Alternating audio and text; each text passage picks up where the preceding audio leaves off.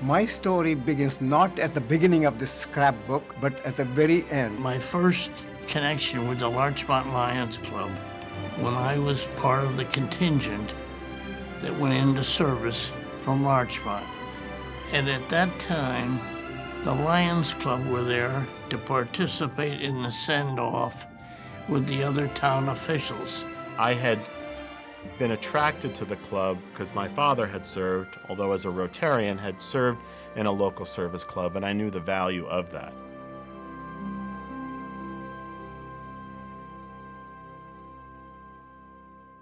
Oh, it was started by an insurance executive called Melvin Jones in 1926 in Chicago. And it was a businessman's club. They used to meet regularly and held conventions in Chicago, Dallas, and other places. But it's not until until 1925 that they invited Helen Keller as the keynote speaker for their annual convention. And there, Helen Keller challenged the Lions to be the Knights of the Blind in the crusade against darkness.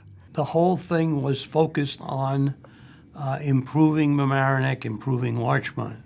And yes, the importance, I mean, we collected eyeglasses for the blind. We had boxes all over the village, which we emptied on a regular basis. We'd go to banks and stores that kept them, that collected the glasses for us. We worked on the Camp for the Blind, which was a wider thing. We were part of a national and international organization. But I think the reason that most of our members were there was because they felt that they were contributing to the village of Larchmont and the town of Mamaroneck. There were any number of other projects that we conducted during my time, and one that I'm looking at the pages of the book now was the simple construction of a new bus shelter on Palmer Avenue.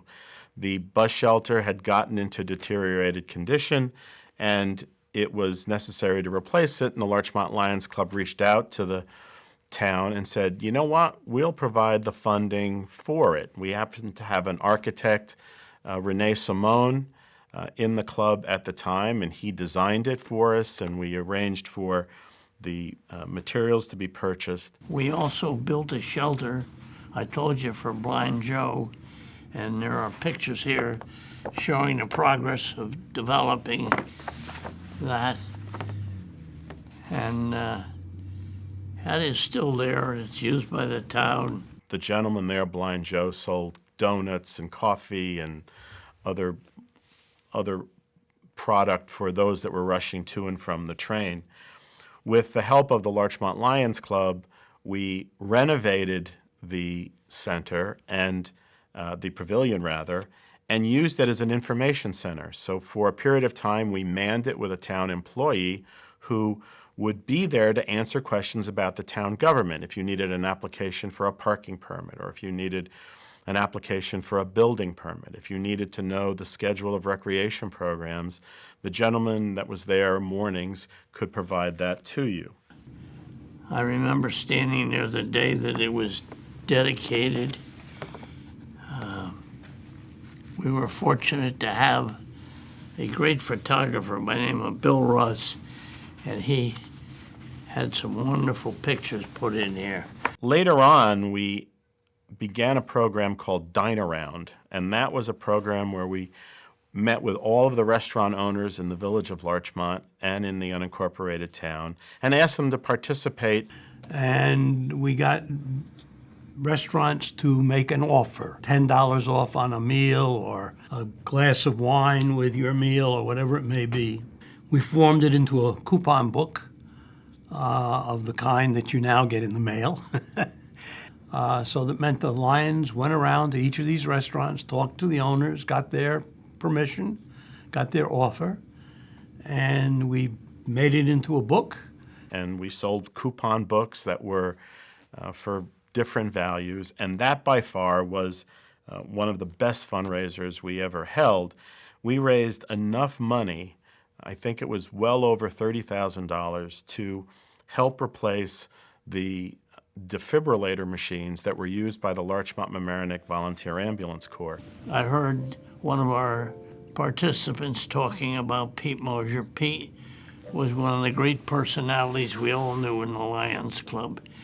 And he was a big man, and he was a prominent lawyer in town, and we had a great deal of camaraderie together.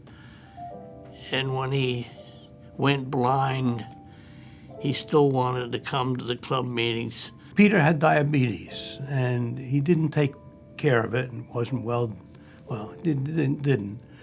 And he was going blind, and Jack Coughlin, who was a close friend, arranged a schedule for people to take Peter back and forth from his office, he was an attorney, to home. I'd stand up at the Lions Club and I'd say, now if you want to know what's going on in Larchmont, if you want to know who's buying whose business or who's selling whose business, who's getting married, who's getting divorced, you want to take Pete and enjoy the conversations. And the Lions provided that service for many years. And I mention it because it was a lovely job. I would pick Peter up, usually it was taking him home. And we never went directly home. We ended up sitting in the car debating and found out that we had many things in common.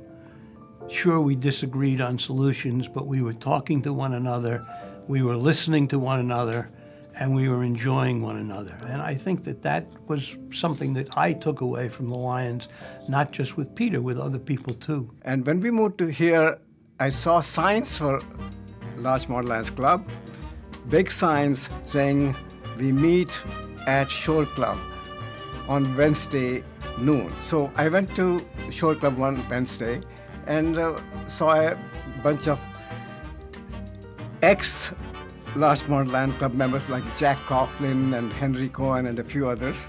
They were having lunch. I had some good friends there, and we used to have a lot of fun. And it was some of the crazy things that the club did is when they went to install a new member, they would bring them in on a hand truck and blindfold them and ask them why they wanted to join the Lions Club and kid around with them and tease them a little bit before they got serious. The day that the president was elected, the new president bought a round of drinks, and that was something that they had to do every year, and otherwise there was never a lot of drinking at lunchtime. We used to have a tail twister. Every Lions Club has a tail twister who has the job of fining members for doing things wrong, such as failing to wear a tie or failing to tie it properly or removing a jacket on a hot day before asking permission. Very serious things that people had done. And the work of the lion tamer, tail twister, I got that right, yeah, was fun. It was part of the whole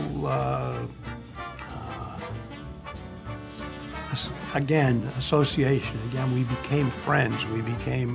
There were people you knew were going to get fined. There were people who were, and I remember working as the tail twister several times. I remember my favorite one was when we had the district governor, along with a former district governor, one of our members, who knew everything about the Lions historically.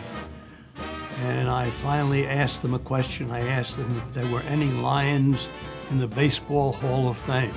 Do you remember that, Jack? They couldn't remember. They didn't know. And the answer was yes. It had nothing to do with the Lions organization, but there was a pitcher by the name of Ted Lyons in the Hall of Fame. That night I got home and my mother said, you know, the ladies just thought your guys were the friendliest, most wonderful group in the world. And she said, they really were nice people. And I started to laugh. And I said, Mom, yeah, maybe some of the drinks we were having in the kitchen carried over.